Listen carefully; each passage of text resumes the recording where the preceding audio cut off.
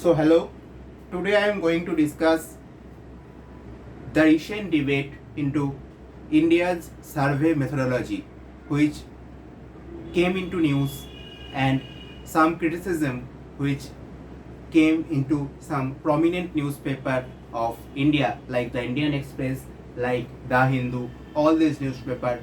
First fault of this statistical system of statistical methodology of India came into our view when the member of Prime Minister's Economic Advisory Council named Samika Ravi pointed out the wrongs or the mistakes in the survey methodology in India. Then some argument came forward against her remarks, against her approach. Some reply came.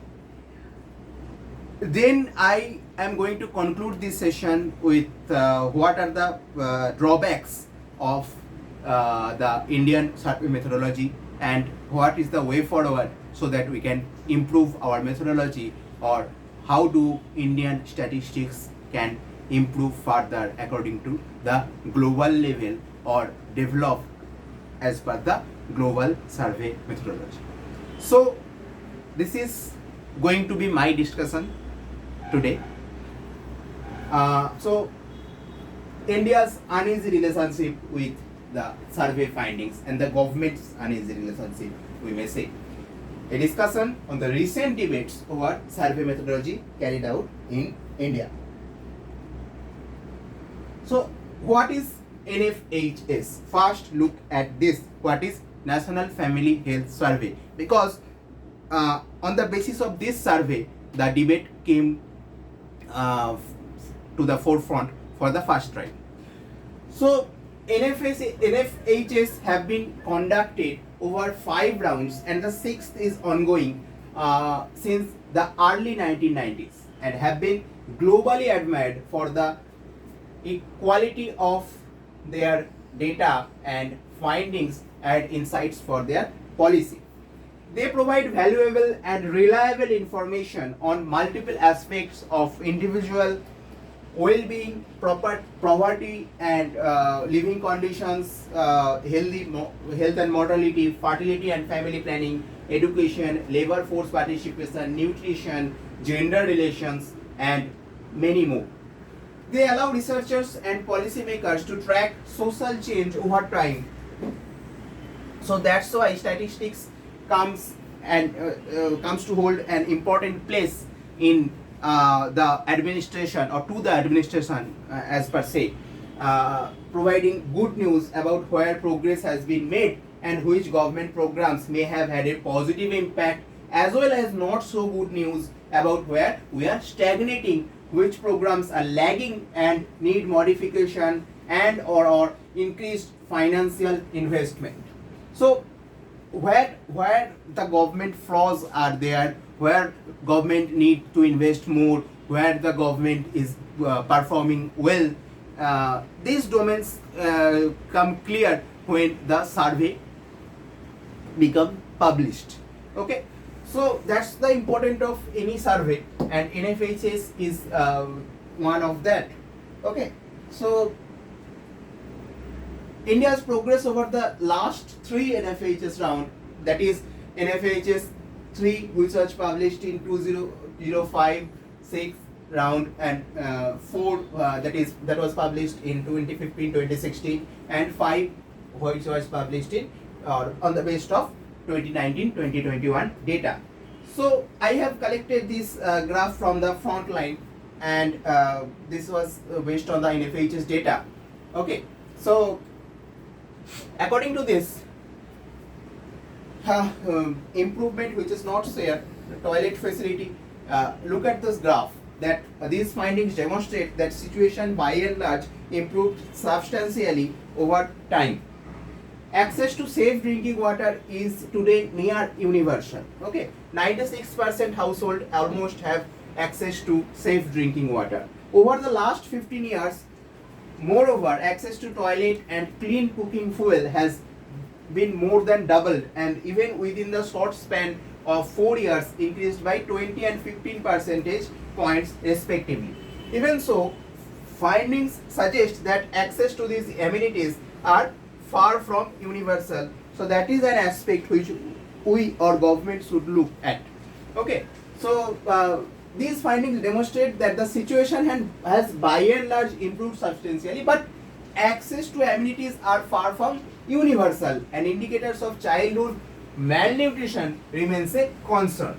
Okay, so childhood malnutrition means this stunting, infant mortality rate, and anemia, which is taken into account for the children between 6 and 89 months, 6 and 59 months. These are some portion which we should look, which we should have concern. Okay, so these are the data. I have already said I have collected this from the Hindu Frontline. Okay. Next, the major flaws in the surveys which were pointed out recently by Shamika Ravi, who is the member of Economic Advisory Council of PMO. Okay, so every survey except NFHS 4 of 2015-16 underestimates the proportion of the urban population or overestimates the rural population significantly compared to the population projection based on the census 2011. So this is a major complaint regarding this NFHS estimates. So according to her, this in every NFHS except this NFHS of 4 basically underestimates the proportion of urban population and overestimates in turn the rural population significantly. Okay, a key implication is that the differences in estimates are significant and indicate major concern in sample design across all these surveys. It is well documented that the proportion of urban population based on a projection from census 2001 grossly underestimated the speed of urbanization in India. So there is a underestimation of the speed of urbanization as well, according to her, in the surveys, in the NFHS data. The proportion of the urban population that was projected to be achieved by 2016 was already achieved by 2011 according to the census 2011. So this is a debate, or this is a criticism made forward by Shamika Ravi. Okay, so not everyone who is sampled will respond to the survey questionnaire. It is a very common sensical thing that whoever the surveyor asks questions, not everyone will go to reply properly to the surveyor. Okay, so not everyone will respond to the survey questionnaire. The refusal to do so is never random. This is systematically correlated with wealth levels. So here she has found a relation with wealth level of the population who respond to the survey questionnaire or do not respond to the survey questionnaire. The response rate falls with growth in income. So when some population's income growth is happening, his or her or that family's or that population's response rate falls with that, and the wealth of household. So growth of wealth of household and growth of income is proportional to the response rate fall, means inversely proportional to the response rate. The relationship is particularly strong for men, and their response rate falls sharply with rising wealth level. So once again, not correcting for such errors will most definitely lead to misleading estimates from the surveys, however large be the sample size. If we continue to raise sample size without concerning for such non-sampling errors, then the estimates from such large surveys will be very precisely wrong. So she said, or she pointed out, that here are the flaws. Okay, here are the flaws in Indian survey methodology, that the growth of income corresponds with low response rate of the households and or the income group. Okay, Now, a major economist in India, Pranab Sen, replied in one article of Indian Express to her and to her criticism as well. The census measured, according to him, according to Pranab Sen, the census measures urban population in two categories. That is, one statutory towns or cities, and the other is census towns. Okay, statutory towns means those are entities which are legally recognized as urban areas by concerned state governments and are governed by municipalities or nagarpalikas. Okay, census towns on the other hand are legally rural areas, that is coming under panchayat and not nagarpalikas or municipality, which exhibit characteristics of urban agglomerates on three counts: size of the population, population density, and proportion of the male workforce not engaged in agricultural activities. It so happens that in census 2011, a major part of the rapid urbanization that Ms. Ravi talks about occurred in census towns and not in the statutory urban areas. Okay, so these things, this rapid urbanization basically happened, according to Pranab Sen, in census towns and not in the statutory urban areas, which basically come under the recognition or governance of municipalities or nagarpalikas. Okay, so I hope this is clear. This is a point which Pranab Sen noted. The surveys, on the other hand, follow only the statutory definition of classifying rural and urban areas. Thus, although all surveys use the census as sampling frame, census towns are treated as part of the rural sector and are included in the rural sample. So, census towns comes under rural samples, and the concept of statutory cities or statutory towns comes under the definition of urban areas. Okay, so therefore practically all the discrepancy that Ravi makes so much of is simply the outcome of difference between the definition of urban areas in the census and the surveys. If, as Ravi clearly believes, census towns have indicators similar to statutory urban areas and are therefore better than the other rural areas, then logically the surveys would be overestimating rural well-being and progress. Okay, so according to Pranab Sen, if Ms. Ravi clearly believes that census towns have indicators similar to statutory urban areas, therefore she is in turn saying that these census towns are better than those rural areas. Means those are census towns are under the governance of panchayats. Okay, like the rural areas. Then logically it is be overestimating the rural well-being in turn and not the underestimation of the rural well-being, which she pointed out. Okay, according to Pranab Sen. If we take the census towns away from rural India and add them to urban India, then urban India would look the same as it does now, while rural India would look a lot worse. To come to Ravi's point, it would mean that the current estimates actually favor rural India image and not the other way around, which Samika Ravi pointed out. Okay, so this is a clear argument or clear reply which basically against the Samika Ravi's point. Okay. Next, Ravi's second criticism was the response rate is systematically biased such that the wealthier people are less likely to respond to the service. This is correct. This is correct and has been so for the last 50 years and has been increasing as we are becoming wealthier.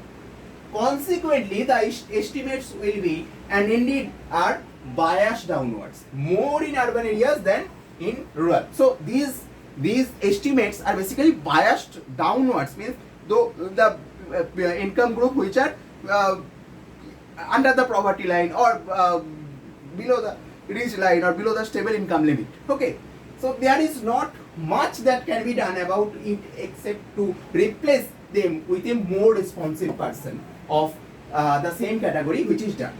All countries have the same problem. Means all countries have the same problem of not replying or to the questionnaire. Okay, all countries have such problem. For instance, US has a non-response rate of nearly 30%, which is a developed country. We all know. And compared to India's which has this 8% or so. Means in India's case, India's non-response rate is only 8% according to Pronabsen, which is in case of US is much larger than the India. That is 30% nearly. The Collection of Statistics Act has provision which can compel compliance from the will. But would you trust them to tell the truth? So if the wealthier people starts replying those questionnaire, would you expect them or would you trust from them that they will say the truth or they will tell the truth to the surveyor or to the questionnaire? As they stand, the numbers are more reliable than people. Okay. So this is what Pronabsen pointed out. Next, one more debate found in the Lancet journal. Scientists from National Institute of Rural Development and Panchayati Raj, Hyderabad, have cast doubts on NFHS gender data, suggesting that the National Family Health Service does not accurately represent condition and position of women in India. Okay, does not accurately represent the condition and position of women in India, and will not determine whether women are gaining from the activities designed to realize that 2030 agenda, means 2030 SDG goal, sustainable development goal, about which I have earlier discussed in my earlier videos. Okay, so particularly those activities that directly target gender equality, because it relies too heavily on male's response. So there is a bias that gender equality is not there in the survey. Means men basically reply more than women, or the surveyor goes to ask the questions more to the men than that of women. So this is a problem. How to make India's National Family Health Survey more gender estimate? Joseph and Madhuri in Lancet Journal 2022 pointed out this. This too was refuted in commentaries in the same journal by the international and Indian researcher Arnold and Kishore,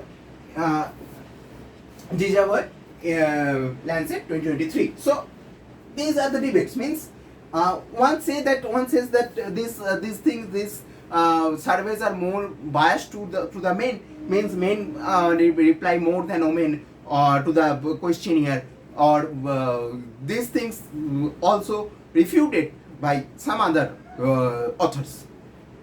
Okay. So after this, one more example is the government of India's skepticism about the global hunger index that ranked India among 121 countries. India's rank is 107.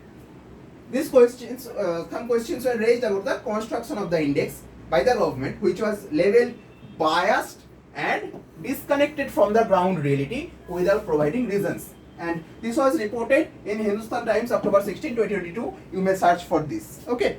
So government has reported this and labeled this global hunger index as biased and disconnected from the ground reality without providing any particular reasons as such.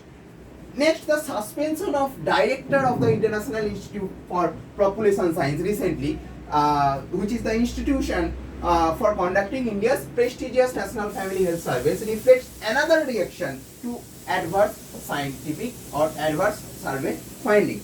Although administrative irregularities have been cited officially, there has been wide speculation that this suspension is related to the unwelcome NFHS finding that run counter to public pronouncement made by India's leadership and IIPS. Okay, means this International Institute for Population Science and its directors stand in support of the integrity of these findings. Okay, this was reported in the WAG 29 July, 31 July 2023, Manorama 30th July, the Telegraph Online 30th July, the Hindu 31 July. Okay, So, director of the International Institute of Population Sciences basically suspended from the post after the survey published the data. The suspension of the IIPS director is not an isolated incident but part of larger pattern where the activities of higher education and research institutions are kind of statistical institutions and other agencies have come under increasing government pressures. Okay, so this is one kind of example where these institutions are getting buried or their voices are suppressed under the increasing government pressure. From the delay in release of employment data before the 2019 Lok Sabha election to the unprecedented decision to block the release of last consumption survey data and the indefinite postponement of 2021 census means the 2021 census has so far been not released by the government. After the COVID times, government has so many times shown its concern that because of the COVID-19 pandemic, we are delaying the census. That's happening all around. Okay. So questions have been raised about the threats to the integrity of national statistical system basically. From the times the NFHS was released, pressure was mounting on him. Him means K.S. James, who was the IIPS director, who was suspended.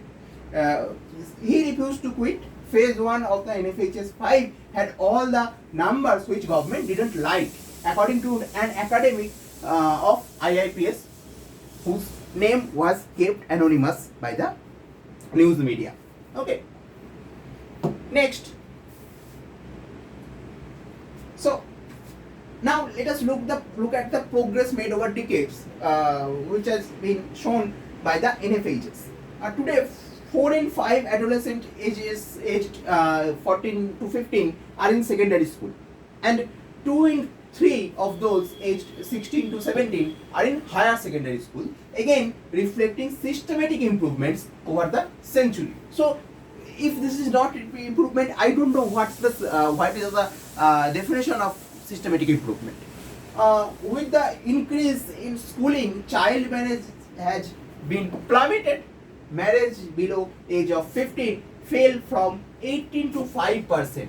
Okay, and marriage below the age of 18 more than half over the 15-year period between the NFHS 3 and NFHS 5. Okay, so more than half over this period means 2005-6 when the NFHS on which the NFHS 3 data based on to the 2019-2020 or 2020-2021 this data of published in NFHS 5.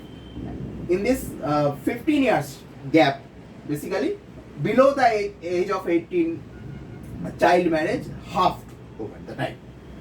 The total fertility rate is now 2.0 or 2.0 you can say, and the unmet need for contraception, a marker of how well the family planning program has been meeting the needs of women and men, has declined to 9%, with much of the decline occurring in the last 4 years. So this is again one more improvement which we need to cover. Progress on pregnancy related care is evident from the finding that almost 9 in 10 women undergo delivery in an institutional delivery. Means they access the go for the access of institutional delivery or institutional care given by the hospitals, public hospital or public healthcare facility.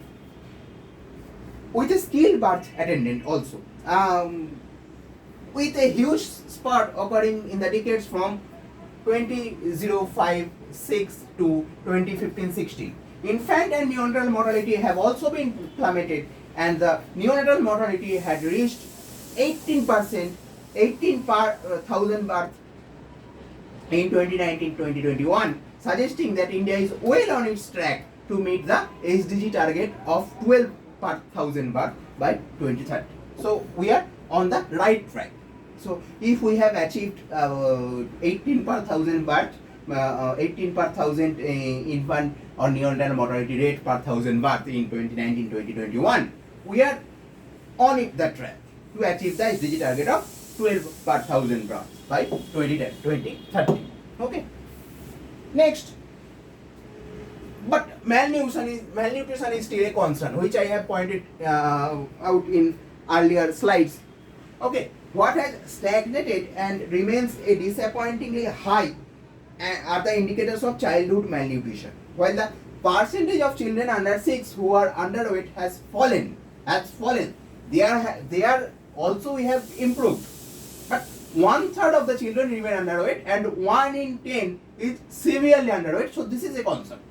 Stunting means the low proportion. Stunting means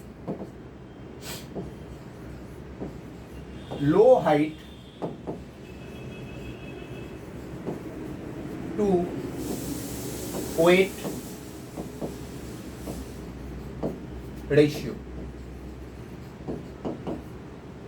for a children of a particular age. So stunting fell modestly between NFHS 3 and NFHS 4 and remained virtually unchanged thereafter. So today 36% are stunted and 15% severely stunted. Okay, wasting means basically low weight to height. Okay, so wasting means low weight to height, poor nutrition level. So wasting levels show not even a modest decline, so that over the course of this century 1 in 5 children are reported as wasting and 1 in 12 as severely wasting. Okay, and finally 2/3 of the children are anemic. Okay, with 2% severely anemic in 2019-2021 means the recent published NFHS 5, reflecting levels of unchanged level of these anemic children since the beginning of this century. So this is a concern. Malnutrition is now still a concern. Okay, so what is the way forward? That we can say, we cannot say that Indian statistical system is without any fault, because Pranab Sen also noted that there are some faults. Yes, there are some faults. In fact, steady decline of official data has been well documented as well. But if we look at the government response, budgetary allocation for the Ministry of Statistics and Program Implementation is a meager rupees 4,559 crore in 2023-24 to cover a country which has rupees 300 lakh crore economy. So this is a meager budget spent for the Ministry of Statistics and Public Implementation. Ministry had only 4,104 personnel in 2022 and around 1,531 positions were vacant. So low employment opportunities and much more vacancies is still a concern. Okay, to meet these human resources shortages, it has gone for hiring contractual workers and outsourcing data. In fact, it had even hired 4,128 contractual staffs in 2022. Therefore, it's no wonder the quality of data must suffer because of this large number of vacancy in human resources and low employment. So what's the conclusion? An assessment of the Indian statistical system using National Quality Assurance Framework of UN Department of Economic and Social Affairs highlighted serious inadequacy in Indian statistical system. It found that official statistical system could fully meet only 108 of 250 quality parameters ascribed by the multilateral agency, that is the UN. Okay, given such significant limitation, any substantial improvement of national data system is going to be a big challenge. And will require major government push or major government intervention from the government side. Okay, that human resource gap should be bridged. Okay, and the budgetary allocations gap should also be met to make improvement in the future. Okay, so this was my discussion regarding the recent debates of India's statistical system. If you like my video, please subscribe to the channel and please tune to the YouTube channel and stay updated. Stay well, stay healthy, stay mentally and physically fit, and wait for the next video. Thank you for attending the session.